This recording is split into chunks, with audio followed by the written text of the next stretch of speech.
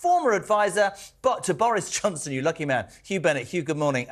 What did you make of the statement yesterday from Jeremy Hunt? Look, I think it's been largely welcomed by those on the Conservative benches. I think sort of seen as a bit of a step in the right direction. I think after a few sort of relaunch moments over the last few weeks, which have fallen a bit flat, I think the actual emphasis on tax cuts from Jeremy Hunt was welcomed. I think where people have been sounding a note of caution is when you look at the overall tax burden, it's still set to hit record highs in the post-war era. I think that's mainly down to things like freezing of income tax thresholds, which simply mean that while there have been cuts to some specific taxes and things like full expensing, which have been welcomed, the overall tax burden is still just going up and up. And I think in terms of getting back to sort of sustained economic growth, that's obviously not sustainable. And some quite dreary forecasting as well, that we're due to have the lowest growth within the G7. What can possibly be done to change that? Yeah, well, I think that's precisely the problem. The fact is the tax burden is so high, public spending is still very high, and without actually sort of taking some difficult decisions on that, proper tax cuts, the full expensing is against the context of a huge rise in corporation tax, so it only goes some way towards offsetting that. I think if we want to see the economy really getting back to growth, business investment really picking up, then I think the government needs to look more at those bigger headline tax rates at tax thresholds. Otherwise, we're going to be stuck on this path of sort of low growth into the foreseeable future. Sorry, Nick, go on. Tactically speaking, do you see the kind of announcements that we've seen over the last week? Are they the kind of thing that would signal an election that will be going on next winter, November, or do you think it's more geared towards something that could potentially happen in spring?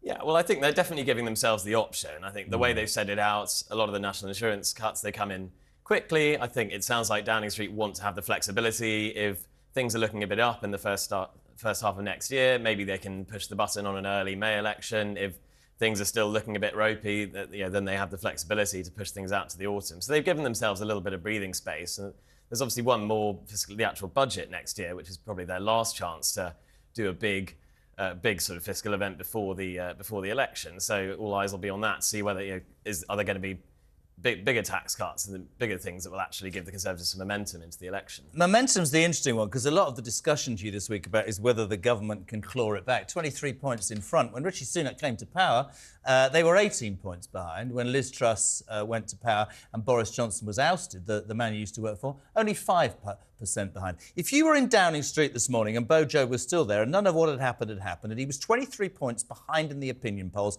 and Hunt, who wouldn't be his Chancellor because he's a Remainer, another Chancellor, would have done his business, what would you be saying to Boris Johnson? What would you be saying to the Prime Minister this morning? Would you be saying we need to give more away, we need to go now, we need to wait for a bounce? What would your advice be? I think the key thing that the Conservatives need to do is they need to give a sense of, why are we in power? What's the national mission? What are we doing that's sort of so important that we need to stay in power to deliver it? Because on the other side, you've got Labour. We had one of the shadow Treasury ministers on earlier. It's clear they don't really have much flesh on the bones of their plans. So there is an opportunity for the Conservatives to really say, look, we have a platform, we have a plan. You don't think it's a lost cause? 23 points behind. It's a big mountain to climb. I think in the short campaign things can close up. Someone like Boris Johnson is a natural campaigner. I think he's able to sort of really energise things in the course of the campaign. Can Rishi Sunak give that same energy to a campaign? That remains to be seen. But what do you think the future is for Boris Johnson? You obviously worked closely with him for a period of time. Where does he go to now?